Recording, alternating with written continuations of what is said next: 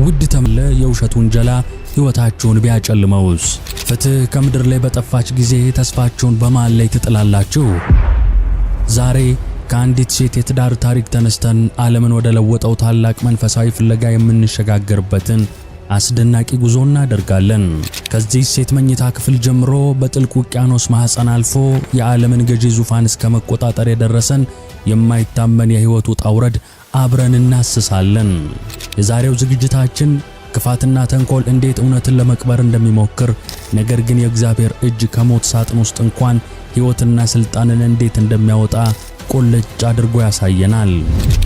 ተንኮል የሸረቡ ሲዋረዱ በውሸት የተከሰሰች ንግሥት ስትሆን፣ አንድ የግል ስዕለት ደግሞ ለ300 ዓመታት የተቀበረን የዓለም ብርሃን ሲያወጣ እንመለከታለን።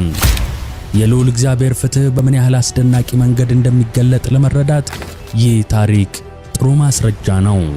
ውድ ተመልካቾች፣ ክህደት ስላስከተለው መዘዝና አንዲት ሴት ለእምነቷ የከፈለችው ዋጋ እንዴት ለሚሊዮኖችና ለቢሊዮኖች ነፃነት እንደሆነ ለመስማት ተዘጋጁ። እስከ ዝግጅቱ ፍጻሜ አብራችሁን ከቆያችሁ ከታሪክ ማህደር የተገኘውን ይህንን የጽናት የተስፋና የድል ታሪክ እነግራችኋለሁ። ይህ ከባህር ውስጥ የተነሳችው ንግሥትና ዓለምን የለወጠው ምስጢር አስደናቂው የንግሥት እሌኒ ታሪክ ነው።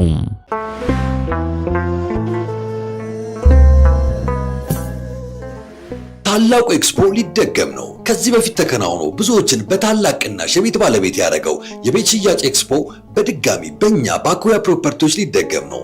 3 ሳይቶችን ገንብተን ጥንቅቅ አድርገን የጨረስን ሲሆን አሁን ደግሞ በፍጥነትና በጥራት በራሳችን የኮንስትራክሽን ድርጅት እየገነባ ነው በሚገኘው ሰሜን ማዘጋጃ ሳይታችን ላይ ይህንን ታላቅ ቅናሽ የያዘውን ኤክስፖ ለሁለተኛና ለመጨረሻ ጊዜ ልንደግመው ነው። ባለ 1 መኝታ 81 ካሬ በ5,832,000 ብር፣ ባለ 2 መኝታ 110 ካሬ በ7,920,000 ብር፣ ባለ 3 መኝታ 130 ካሬ በ9,360,000 ብር አጠቃላይ ክፍያ እስከ 25% በሚደርስ የዋጋ ቅናሽ ስጦታ በሚባል ዋጋ ልንሸጥልዎት ነው። ይምጡና በግንባታ ጥራታችንና በፋሲሊቲዎቻችን ተደንቀው ይመለሳሉ። ስለ ኤክስፖ የበለጠ መረጃ ለማግኘትና ለመመዝገብ ከታች ባለው ቁጥር ይደውሉልን። አኩያ ፕሮፐርቲስ፣ ከነገ ለተዛመደ።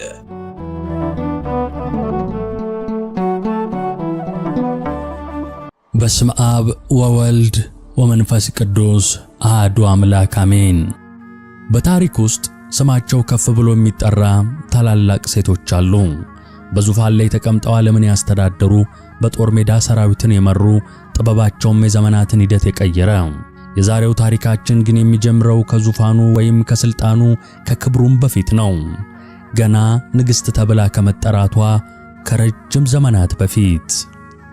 ታሪኩ የሚወለደው እሌኒ በምትባል አንዲት ሴት ቤት ውስጥ ነው። እሌኒ የተርቢኖስ ሚስት። በዘመኑ ተርቢኖስ ዝና ያለው የተከበረ ነጋዴ ነበር። ሕይወቱ ግን ሙሉ የሚሆነው ንግዱ ላይ በሚያተርፈው ወርቅ ሳይሆን ወደ ቤቱ ሲመለስ በምትጠብቀው በእሌኒ ፍቅር ነው። ፍቅራቸው እንደ ንጹሕ ምንጭ የጠራ፣ ትዳራቸው በብዙዎች ዘንድ የሚቀናበት፣ ሕይወታቸው በስምምነት የተሸመነ ውብ ሸማ ነበር። ተርቢኖስ የባህሩን ሞገድ እየቀዘፈ ከአንዱ ወደብ ወደ ሌላው ለወራት አንዳንዴም ለዓመታት ሲጓዝ፣ የእሌኒ ዓለም ግን ከቤቷ ደጃፍ አያልፍም ነበር።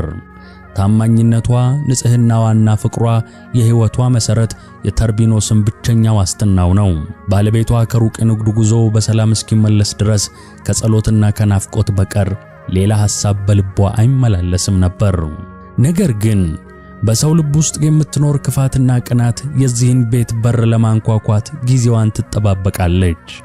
ከብዙ ዓመታት የንግድ ጉዞ በኋላ የተርቢኖስ መርከብ ወደ ሀገሩ ዳርቻ ስትቃረብ በነጋዴዎቹ መካከል የደስታና የናፍቆት ስሜት ነገሰ።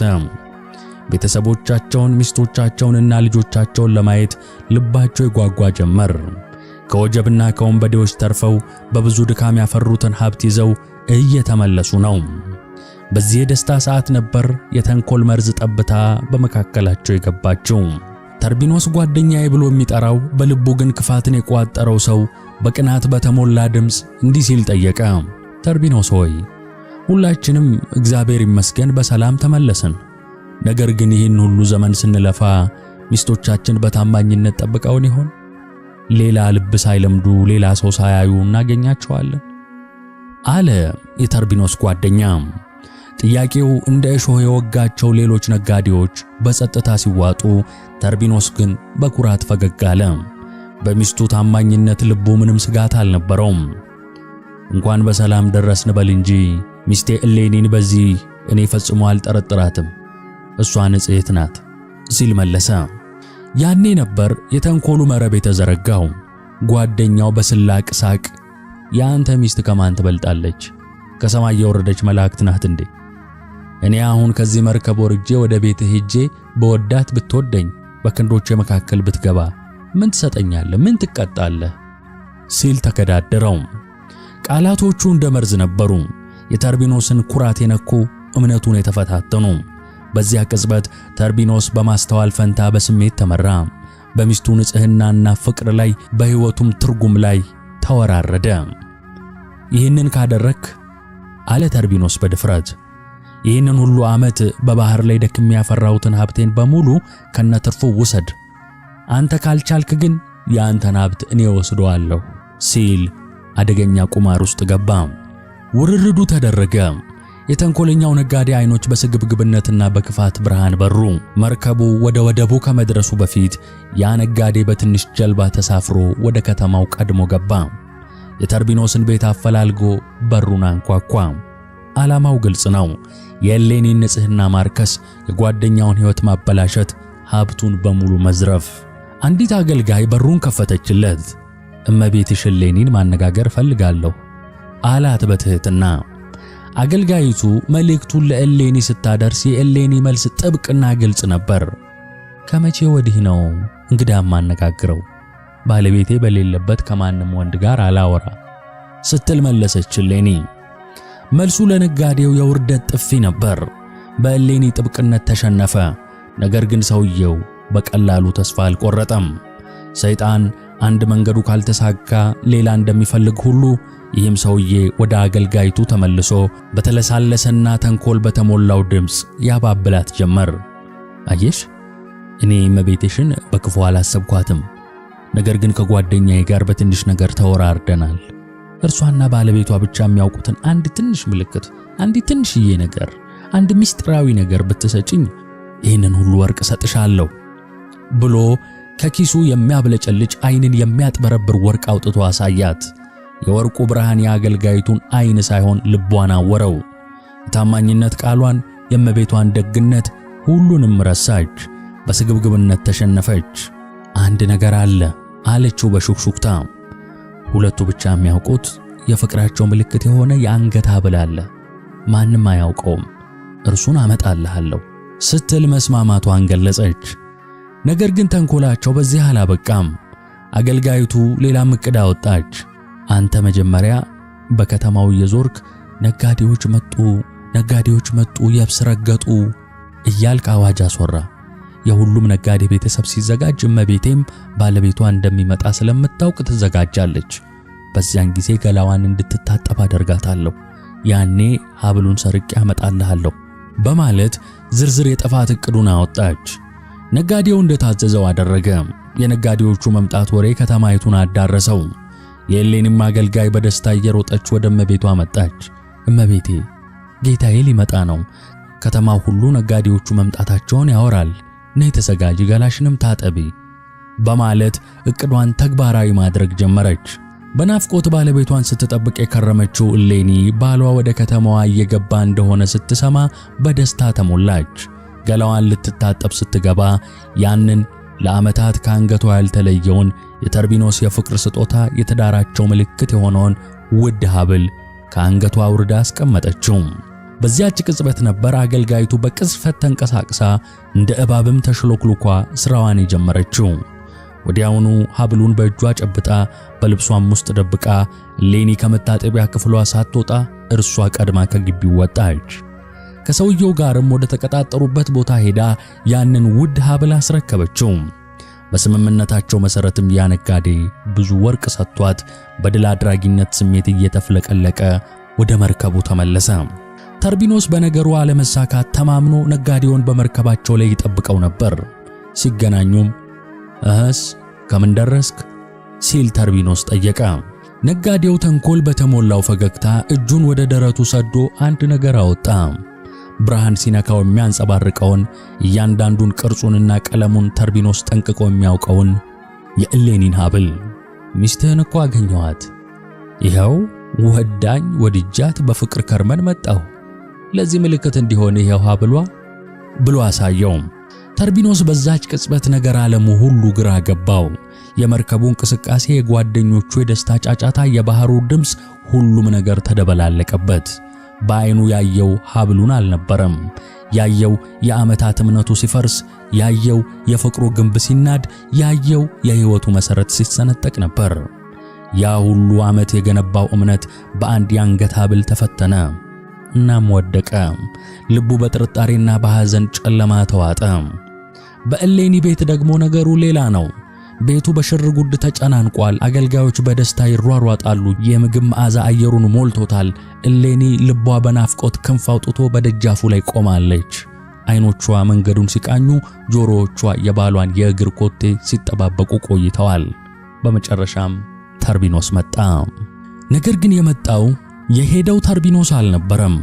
የተመለሰው ዓይኖቹ ብርሃን የከዳቸው፣ ትከሻው በሐዘን የጎበጠ፣ ፊቱ ላይ የዓመታት ድካም ሳይሆን የአንድ ቅጽበት ክህደት ያሳደረበት ጠባሳ የሚነበብበት ባዕድ ሰው ነበር። የእርሷ የደስታ እልልታ ገና ከአፏ ሳይወጣ ሞተ። የዘረጋችው እጆቿ በአየር ላይ ቀሩ። ባሏ ወደ ቤቱ የገባው በድል አድራጊነት ሳይሆን የውርደት ካባን ተከናንቦ ነበር። እሌኒ ግራ ተጋብታ ተከተለችው። የሆነው ነገር አልገባትም። ጌታዬ ምን ሆነሃል? ለወትሮ እኮ ለጥቂት ቀናት ተለያይተን ስንገናኝ እንኳን ዓለም ይጠበን ነበር። አሁን ግን ከዓመታት በኋላ ተገናኝተን ፊትህ ላይ የማየው ናፍቆትን ሳይሆን ጥልቅ ሐዘንን ነው። ልብህን ያደማው ምንድነው? ስትል በጭንቀት ተውጣ ጠየቀችው። ተርቢኖስ ለደቂቃዎች ዝም አለ። እውነቱን ለመናገር አልቻለም። በልቡ ውስጥ የሚፋጀውን የጥርጣሬ እሳት መተንፈስ አልፈለገም። ይልቁንስ ከፊል እውነት የሆነን ውሸት መረጠ። ቀና ብሎ ሳያያት ዝቅ ባለ ድምፅ ሀብቴን፣ የለፋውበት ንብረቴን በሙሉ ማዕበል ዋጠው። እኔ ብቻ ነኝ የተረፍኩት፣ ባዶ እጄን ነው የተመለስኩት። እኔ ያላዘንኩ ማን ይዘን አላት። ቃላቶቹ እንደ ጩቤ ቢሆኑም ለእሌኒ ግን ቀላል ነበሩ። እፎይ አለች። ችግሩ ንብረት ከሆነ መፍትሄ አለው። እርሷ የምታውቀው ተርቢኖስ ንብረቱን እንጂ ልቡን በቀላሉ ለሐዘን አሳልፎ የሚሰጥ ሰው አልነበረም። ጥበብ በተሞላው ድምፅ እጁን ይዛ አቀረበችው። ለዚህ ነው የሁሉ ጭንቀት? ጌታዬ ሆይ ኢዮብን አስበው እንጂ እግዚአብሔር ሰጠ፣ እግዚአብሔር ነሳ፣ የእግዚአብሔር ስም የተመሰገነ ይሁን አላለም እንዴ? አንተ እንኳን በሰላም መጣህ እንጂ ሀብት ዛሬ ሄዶ ነገ ይመጣል። ሕይወት ከወርቅና ከብር በላይ አይደለም እንዴ?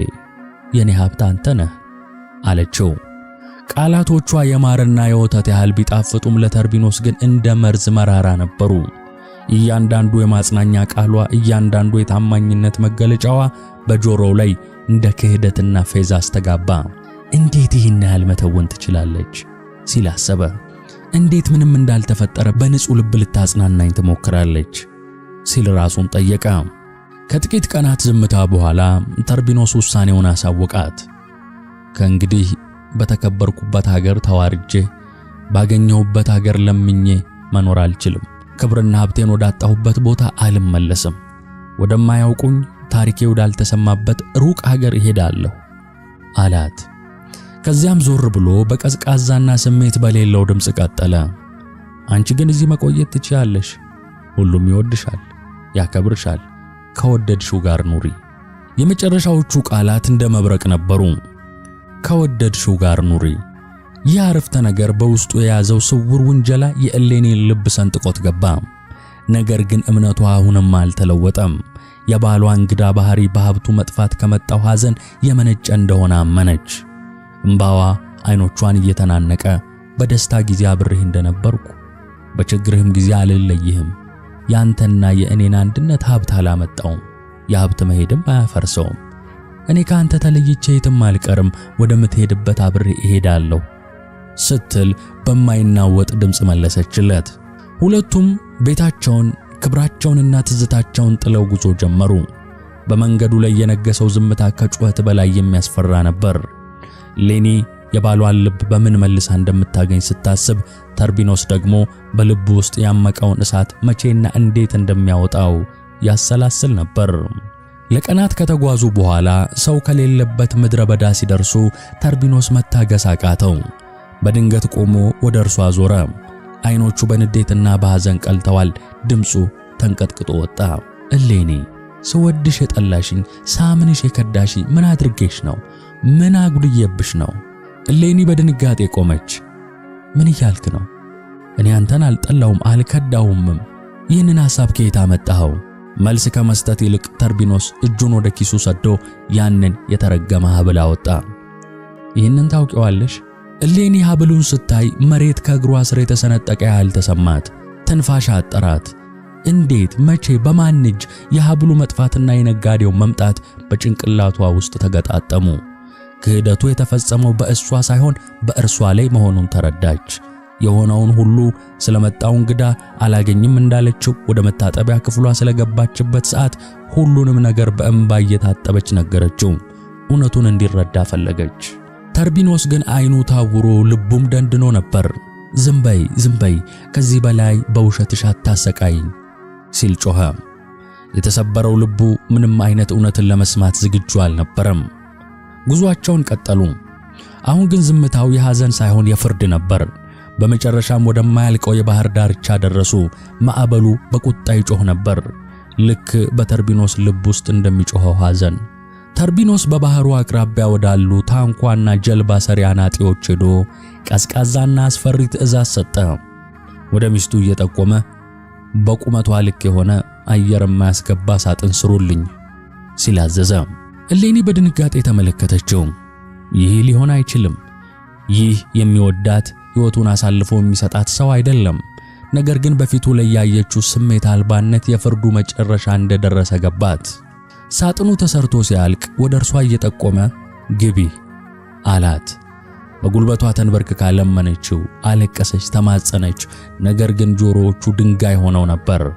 አብረውት የነበሩት የግል ጠባቂዎቹ በግድ አንስተው ወደ ጨለማውና ቀዝቃዛው ሳጥን ውስጥ ከተቷት። ከዛም ክዳኑ በላይዋ ላይ ተዘጋ። እሌኒ በሳጥኑ ጨለማ ውስጥ ሆና የባሏን የመጨረሻ ቃላት ከውጭ ትሰማለች። ድምፁ ከንፋሱና ከማዕበሉ ጋር ተቀላቅሎ ወደ ጆሮዋ ደረሰ። ብታደርጊውም ባታደርጊውም እንደ ስራሽ ያውጣሽ ሲል ተርቢኖስ ጮኸ።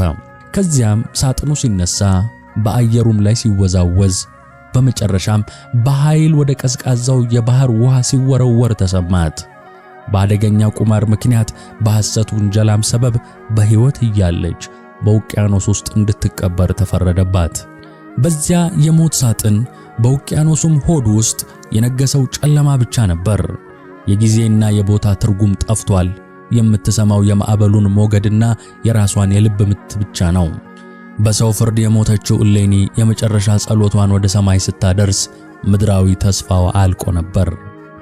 ነገር ግን የሰው ፍርድ በሚያልቅበት የእግዚአብሔር ምሕረት ይጀምራል።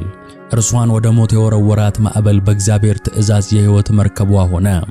ያ የሞት ሳጥን እንደ ኖህ መርከብ በውሃው ላይ እየተንሳፈፈ ከጨለማው ማኅፀን ወደማይታወቅ ንጋት ጉዞ ጀመረ።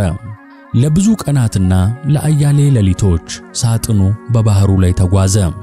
በመጨረሻም ማዕበሉ እየሰከነ ሲመጣ ሳጥኑ በአንድ የባህር ዳርቻ አሸዋ ላይ በቀስታ አረፈ። ይህ ዳርቻ የምዕራብ ሮም ግዛት ነበር፣ በወቅቱ የዓለም ገዢ የነበረችው ኃያሏ ሀገር። በጊዜው ኮንስታንቲዮስ ወይም ቁንስጣ የመክሲሚያኖስ ቄሳር ሆኖ ምዕራብ ሮምን ያስተዳድር ነበር። በዚያው ቀን የዚያ ግዛት አስተዳዳሪ ቄሳር ቁንስጣ ከወታደሮቹ ጋር በባህር ዳርቻው እየተዝናና ነው። በድንገት አይኖቹ በማዕበል ወደ ዳር ወደ መጣው እንግዳ ሳጥን ላይ አረፉ።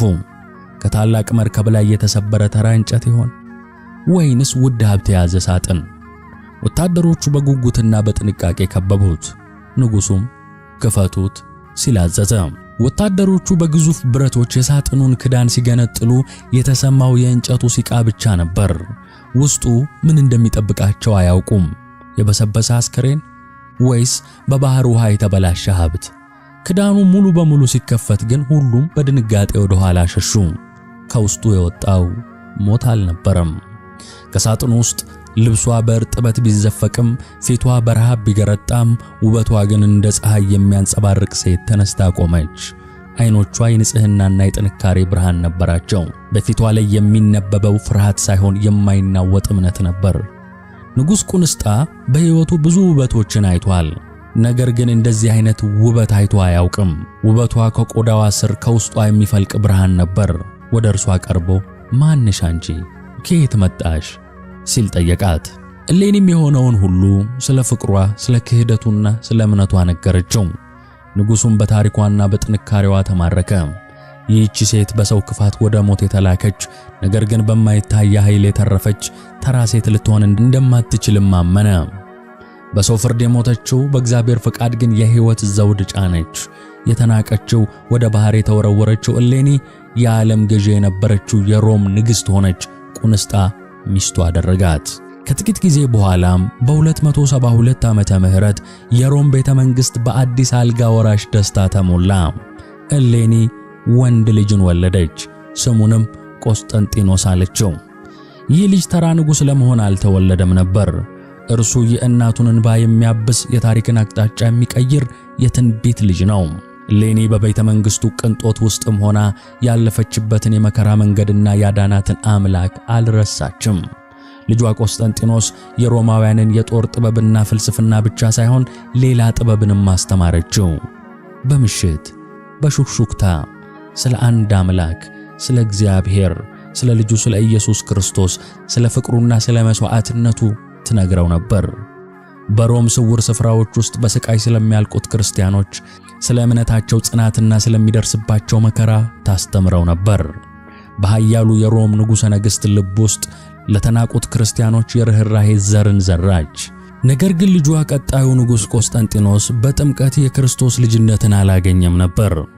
ይህኔ ንግሥት እሌኒ ለአምላኳ አንድ ስዕለትን እንዲህ ስትል ተሳለች።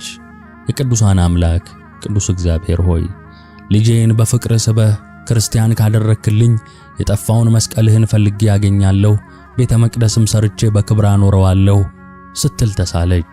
በወቅቱ ጌታችንና አምላካችን ኢየሱስ ክርስቶስ በዕለተ ዓርብ ስለ ሰው ልጆች ፍቅር ሲል የተሰቀለበትና ደሙን ያፈሰሰበት ቅዱስ መስቀል በአይሁድ ሴራ ጠፍቶ ነበር። ይህንን ቅዱስ መስቀል ለማግኘት ነበር ንግሥት እሌኒ የተሳለችው። ዓመታት እንደ ቅጠል ረገፉ። ቁንስጣ ሞቶ ልጁ ቆስጠንጢኖስ የአባቱን ዙፋን ወረሰ። በጀግንነቱና በጦር ብቃቱ በሰራዊቱ ዘንድ ተወዳጅ ሆነ። ነገር ግን የሮም ግዛት ተከፋፍሎ ነበር። ቆስጠንጢኖስ ሙሉውን ግዛት ለመቆጣጠር ከኃያል ጠላቱ ከመክሲሚያኖስ ጋር የመጨረሻውን ፍልሚያ ማድረግ ነበረበት። በ312 ዓመተ ምህረት ሁለቱ ኃያላን ጦሮች በጣሊያን ሚልቪያን ድልድይ አጠገብ ተፋጠጡ። የቆስጠንጢኖስ ጦር ከጠላቱ ጦር ያነሰ ነበር። በዚያች ወሳኝ ቀን ዋዜማ ቆስጠንጢኖስ በጭንቀት ተሞልቶ ወደ ሰማይ ሲመለከት አንድ አስደናቂና ከተፈጥሮ ሕግ ውጭ የሆነ ራእይን ተመለከተ። ከቀትር ፀሐይ በላይ በደማቅ ብርሃን የተሰራ የመስቀል ምልክት በሰማይ ላይ ተሳለ። ከመስቀሉም በታች በላቲን ቋንቋ በዚህ ምልክት ድልን ታደርጋለህ የሚል ጽሑፍ ታየ። በዚያች ቅጽበት ቆስጠንጢኖስ እናቱ በልጅነቱ ስትነግረው የነበሩትን ታሪኮች ሁሉ አስታወሰ። የእናቱ እምነት፣ የክርስቲያኖች ጽናት፣ ሁሉም ነገር ትርጉም ሰጠው። ከእናቱ ሲሰማቸው የነበሩት ታሪኮች በልቡ ውስጥ ተመላለሱ። ያኔ ታሪካዊ ትእዛዙን ሰጠ።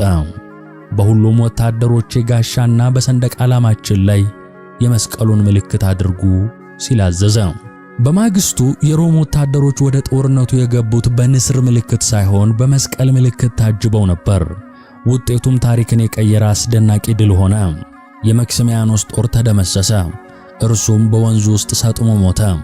ቆስጠንጢኖስም ሙሉ የሮም ግዛት ብቸኛው ንጉሠ ነገሥት ሆነ። ይህ ድል የጦር ሜዳ ድል አልነበረም፣ የመስቀሉ ድል እንጂ። ከዚያች ቀን በኋላ ታላቁ ቆስጠንጢኖስ ለዘመናት ስትሳደድ የነበረችውን የክርስትና እምነት ተቀበለ። በ313 ዓመተ ምህረት ለ300 ዓመታት በቆየው ዘመነ ሰማዕታት ሲሰቃዩ ከነ ሕይወታቸው ለአውሬ ሲሰጡ በቁማቸው በእሳት ሲቃጠሉ ለኖሩት ክርስቲያኖች የነጻነት አዋጅን አወጀ። ክርስትና በሮም ብሔራዊ ሃይማኖት ሆነች። ዘመነ ሰማዕታትም በንግሥት እሌኒ ልጅ በንጉሥ ቆስጠንጢኖስ ዘመን አበቃ። ንጉሡ ሳይጠመቅ ክርስቲያን ሆነ። ንግሥት እሌኒ በ80 ዓመቷ ይህንን ሁሉ በዓይኗ አየች። ልጇ ዓለምን ሲለውጥ ተመለከተች። የጸሎቷ መልስ በሚሊዮኖች ለሚቆጠሩ ክርስቲያኖች ነፃነትን ሲያመጣ ራሷ ምስክር ሆነች። ነገር ግን አንድ ነገር ይቀራል። ያ ስዕለት ልጇንና ግዛቱን ያዳነውን ያንን መስቀል ከታሪክና ከሰዎች ዓይን እንዲጠፋ የተደረገውንና የክርስቶስ ቅዱስ ደም የፈሰሰበትን ቅዱሱን መስቀል የማግኘት ስዕለት። አሁን አምላኳ ምኞቷን ፈጽሞላታል። ልጇ ክርስቲያን ንጉሥ ሆኗል። የቀረው ነገር ቢኖር የእርሷ ቃል ኪዳን ብቻ ነው። በስዕለቷ መሠረት ጉዞዋን የምትጀምርበት ጊዜ ደረሰ። ወደ ኢየሩሳሌም የተቀበረውን ብርሃን ፍለጋ።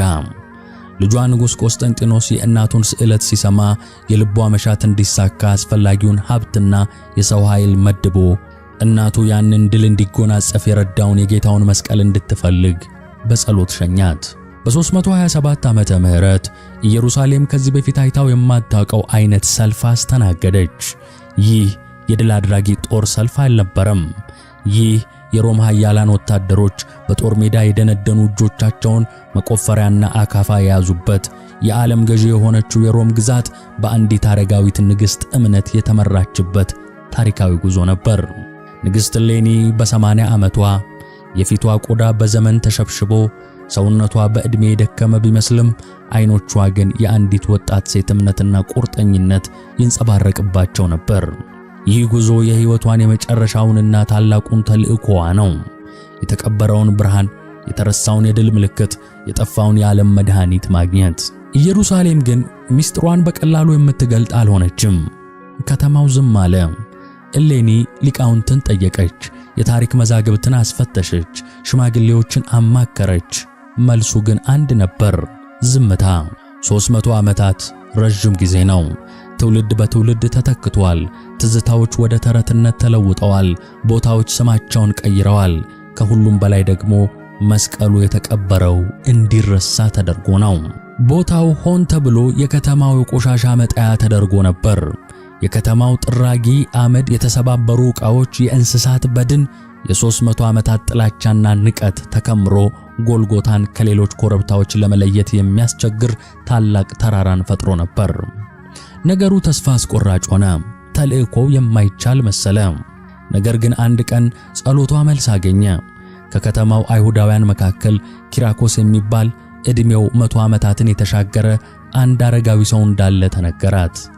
እርሱ ከአያቶቹ በሹክሹክታ ሲተላለፍ የነበረውን ምስጢር እንደሚያውቅ ይነገራል። ወታደሮች አረጋዊውን ይዘው አመጡት። ኪራኮስ በፍርሃት እየተንቀጠቀጠ በንግሥቲቱ ፊት ቆመ። እሌኒ በለሰለሰ ድምፅ አትፍራ፣ የምንፈልገው እውነትን ብቻ ነው አለችው። አረጋዊው ኪራኮስ በሚንቀጠቀጥ ጣቱ ወደ 3 ተራራዎች ጠቆመ። አያቶቼ ከእነዚህ ከ3ቱ አንዱ ላይ እንደቀበሩት ይናገሩ ነበር፣ ነገር ግን የትኛው እንደሆነ በትክክል አላውቅም አለ። ተስፋው እንደገና በጥርጣሬ ተተካ። አንደኛው የዓለም ድህነት የተከናወነበት ቅዱስ ስፍራ ሲሆን፣ ሁለቱ ግን ተራ የአፈር ክምር ነበሩ። በስህተት አንዱን መቆፈር የሐሰት ተስፋን መከተል፣ ውድቀትን መቀበል ማለት ነበር።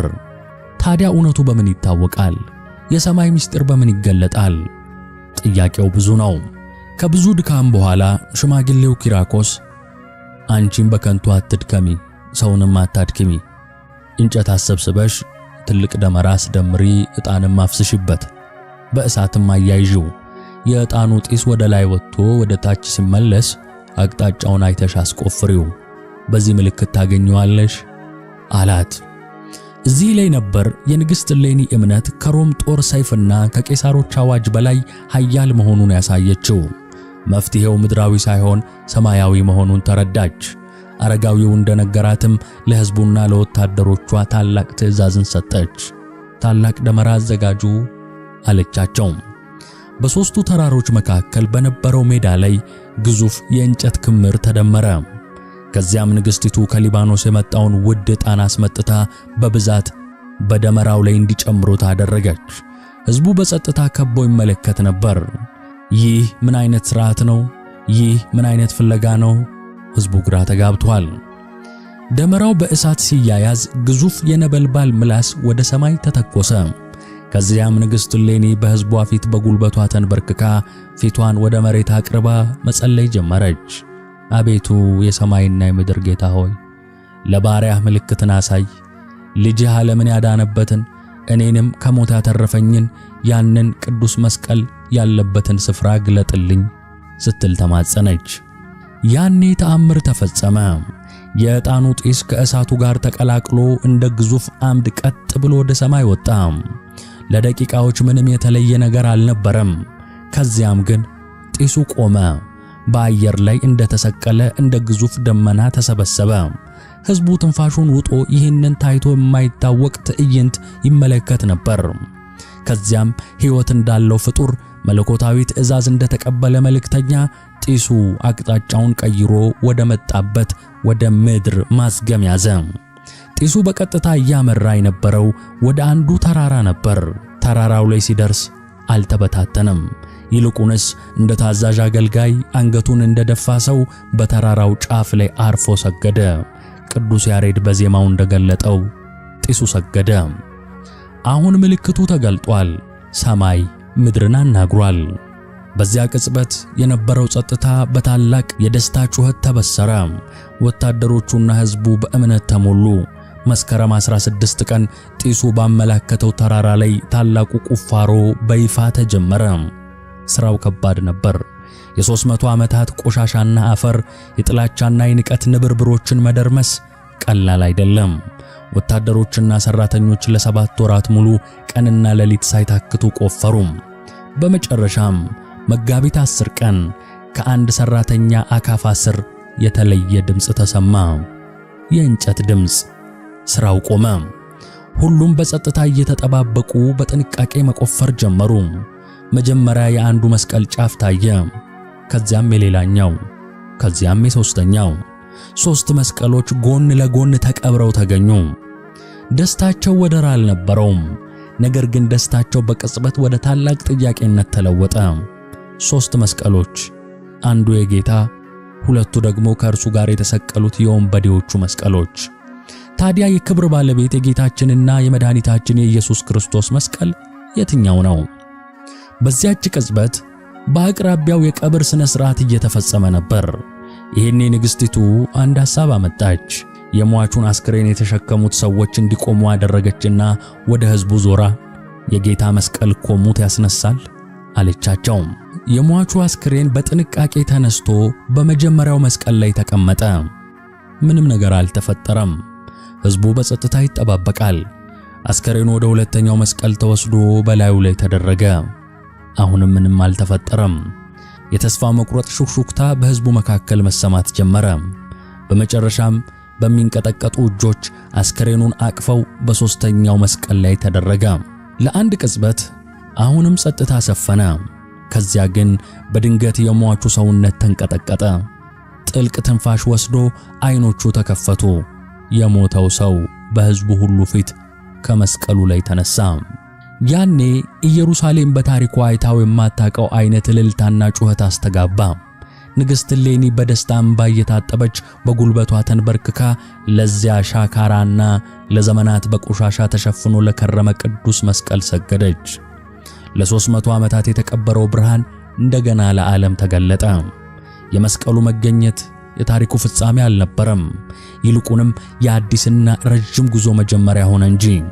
ለዘመናት በኢየሩሳሌም ንግሥት እሌኒ ባሰራቸው በዚያ ታላቅ ቤተ መቅደስ ውስጥ እንደ ንጋት ፀሐይ እያበራ ድውያንን እየፈወሰ ሙታንን እያስነሳ ኖረ። የንግሥት እሌኒ የግል ስዕለት የሚሊዮኖች የፈውስና የተስፋ ምንጭ ሆኖ ቀጠለ። በዚያም የሕይወቷን ታላቁን ተልእኮ አጠናቀቀች። ከባሏ ቤት በንጽሕና ወጥታ በክህደት ማዕበል ተመታ፣ በሞት ሳጥን ውስጥ ተጥላ፣ ነገር ግን በእግዚአብሔር እጅ ከውቅያኖስ ማዕበል ተርፋ ታላቁን ዙፋን የያዘችው እሌኒ አሁን በ80 ዓመቷ በዓይኗ ፊት የጸሎቷ ፍሬ ሲያብብ ተመለከተች። የተቀበረው ብርሃን ወጥቷል። የተናቀው እምነት በዓለም ላይ ነግሷል። ልጇ የዚያ እምነት ጠባቂ ሆኗል። ተልእኮዋን ከፈጸመች በኋላ የደከመ ሰውነቷ እረፍት ፈለገ።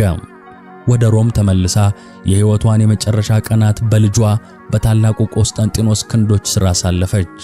በ330 ዓመተ ምህረት አካባቢ ዓለምን የለወጠችው ያቺ ታላቅ ሴት ዓይኖቿን በሰላም ጨፈነች። ሞቷ የሽንፈት ሳይሆን የድል ነበር።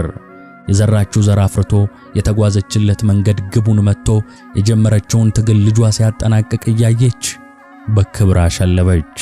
የእናቱ ዕረፍት ለቆስጠንጢኖስ የአንድ ታላቅ ምዕራፍ መዘጋት ነበር።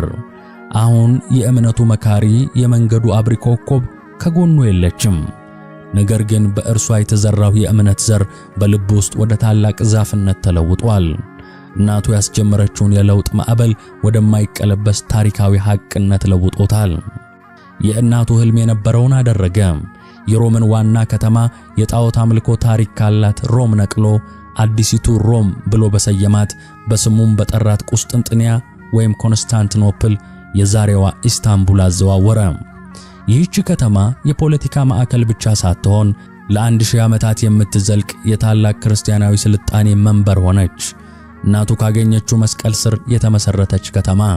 በክርስትናው ዓለም ውስጥ የተፈጠሩትን ልዩነቶች ለማረም በ325 ዓመተ ምህረት በኒቂያ ከተማ ከመላው ዓለም የተወጣጡ የቤተ ክርስቲያን አባቶችን ሰበሰበ።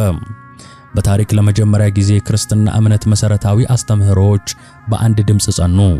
በእናቱ የግል እምነት የተለኮሰው ችቦ ለመላው ዓለም ቤተ ክርስቲያን የሚያበራ ታላቅ ብርሃን ሆነ። ቆስጠንጢኖስ የጦር ሜዳ ጀግና፣ የሕግ አውጪ፣ የግዛት መስራችም ነበር። ነገር ግን በልቡ ውስጥ እርሱም እንደማንኛውም ሰው ከፈጣሪው ጋር መታረቅን የሚሻ ነፍስ ነበረችው። በሕይወቱ የፈጸማቸው ኃጢአቶችን እያሰበ የፈሰሰውንም ደም እየተመለከተ ጥምቀቱን እስከ ሕይወቱ የመጨረሻ ሰዓታት ድረስ አዘገየው። በ337 ዓመተ ምህረት በሞት አፋፍ ላይ ሳለ ያንን የመጨረሻውን የእምነት እርምጃ ወሰደ። የንጉሠ ነገሥትነቱን የወይን ጠጅ ልብስ አብልቆ የጥምቀቱን ነጭ ልብስ ለበሰ። ያ በሰማይ ያየው የመስቀል ምልክት በሕይወቱ የመጨረሻ ቅጽበት ላይ በውሃና በመንፈስ በነፍሱ ላይ ታተመ። ከተጠመቀ ከጥቂት ቀናት በኋላም እናቱ በሰላም እንዳሸለበች እርሱም በሰላም አረፈ። የእናትና ልጅ ታሪክ እዚህ ላይ ተጠናቀቀ። እናት ብርሃኑን ቆፍራ ወጣች፣ ልጇ ደግሞ ያንን ብርሃን የዓለም መመሪያ ያደረገው። የሰው ልጅ ታሪክ ካስገኛቸው ታላላቅ የትብብር ውጤቶች አንዱ ሆነ። ነገር ግን አንድ ጥያቄ ይቀራል። የእነርሱ ታሪክ ሲያበቃ እነርሱ ያገኙት የመስቀሉ ታሪክስ አብሮ አለፈን? ያ በታላቅ ክብር በኢየሩሳሌም የተቀመጠው ሙት ያስነሳው ድውይ የፈወሰው መስቀል በሰላም ለዘላለም ኖረ? መልሱ በፍጹም አይደለም የሚል ነው። የእናትና ልጅ ረፍት ለመስቀሉ የሰላም ዘመን አላመጣም። ይልቁንም አዲስና እጅግ አስጨናቂ የስደትና የመከራ ዘመን መጀመሪያ ሆነ። የሰው ልጅ ስግብግብነትና የጦርነት ጥማት አይኑን በዚያ ቅዱስ መስቀል ላይ ጣለ። አዳዲስ ግዛቶች ተነሱ። ኃያላን ነገሥታት በኢየሩሳሌም ላይ ዘመቱ። መስቀሉ የድህነት ምልክት ብቻ ሳይሆን የኃይልና የድል ምልክት ተደርጎም ተቆጠረ። እርሱን የያዘ ዓለምን እንደሚቆጣጠር አመኑ። በሚቀጥለው ክፍላችን የክርስቶስ መስቀል እንዴት በጦር ምርኮኝነት እንደተወሰደ፣ እንዴት የስደት ጽዋን እንደገና እንደተጎነጨና ከሁሉም በላይ ይህ በዓለም ክርስቲያኖች ልብ ውስጥ የሚያበራ መስቀል ከኢየሩሳሌምና ከእስክንድሪያ የወጀብ ማዕከል አልፎ ማንም ባልጠበቀው ሁኔታ ጉዞውን እንዴት ወደ ደቡብ እንዳደረገ እናያለን። ጉዞው በዚህ ጊዜ የሚመራው በንግሥት ሳይሆን በትንቢት ነበር። መንገዱ በባህር ላይ ሳይሆን በበረሃና በተራሮች መካከል ነው። መዳረሻው ሮም ወይም ቁስጥንጥንያ ሳይሆን የአፍሪካ ቀንድ ሚስጥራዊቷና ጥንታዊቷ የኢትዮጵያ ምድር ናት። የእናትና ልጅ ታሪክ ፍጻሜውን አግኝቷል። የመስቀሉ ጉዞ ግን ገና እየተጀመረ ነው። በነገው ክፍል 2 ዝግጅታችን የቀረውን ምስጢር እንመረምራለን። ሰላም፣ እግዚአብሔር ከሁላችን ጋር ይሁን። አሜን።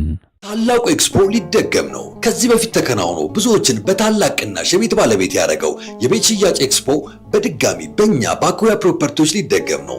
3 ሳይቶችን ገንብተን ጥንቅቅ አድርገን የጨረስን ሲሆን አሁን ደግሞ በፍጥነትና በጥራት በራሳችን የኮንስትራክሽን ድርጅት እየገነባ ነው በሚገኘው ሰሜን ማዘጋጃ ሳይታችን ላይ ይህንን ታላቅ ቅናሽ የያዘውን ኤክስፖ ለሁለተኛና ለመጨረሻ ጊዜ ልንደግመው ነው። ባለ 1 መኝታ 81 ካሬ በ5,832,000 ብር፣ ባለ 2 መኝታ 110 ካሬ በ7,920,000 ብር፣ ባለ 3 መኝታ 130 ካሬ በ9,360,000 ብር አጠቃላይ ክፍያ እስከ 25% በሚደርስ የዋጋ ቅናሽ ስጦታ በሚባል ዋጋ ልንሸጥልዎት ነው። ይምጡና በግንባታ ጥራታችንና በፋሲሊቲዎቻችን ተደንቀው ይመለሳሉ። ስለ ኤክስፖ የበለጠ መረጃ ለማግኘትና ለመመዝገብ ከታች ባሉ ቁጥር ይደውሉልን። አኩያ ፕሮፐርቲስ፣ ከነገ ለተዛመደ